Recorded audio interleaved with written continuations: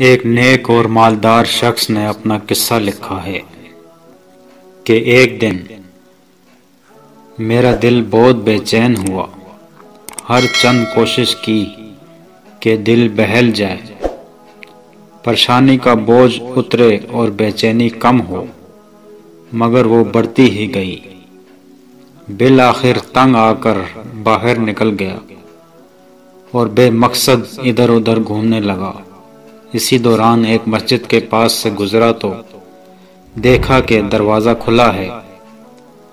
فرض نمازوں میں سے کسی کا وقت نہیں تھا۔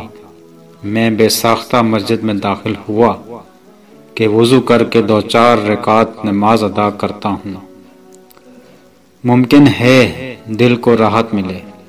وضو کے بعد مسجد میں داخل ہوا تو ایک صاحب کو دیکھا، خوب رو رو کر گڑ گڑا کر دعا مانگ رہے ہیں اور کافی بے قرار ہیں۔ غور سے ان کی دعا سنی تو قرضہ اتارنے کی فریاد میں تھے۔ ان کو سلام کیا، مصافحہ ہوا، قرضے کا پوچھا، بتانے لگے کہ آج ادا کرنے کی آخری تاریخ ہے، اپنے مالک سے مانگ رہا ہوں۔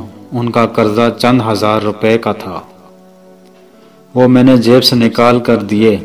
ان کی آنکھوں سے آنسو چھلک پڑے اور میرے دل کی بے چینی سکون میں تبدیل ہو گئی۔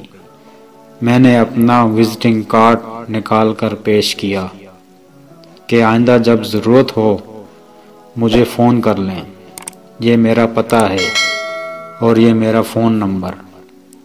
انہوں نے بغیر دیکھے کارڈ واپس کر دیا اور فرمایا، نہ جناب، یہ نہیں میرے پاس۔ ان کا پتہ موجود ہے جنہوں نے آج آپ کو بھیجا ہے۔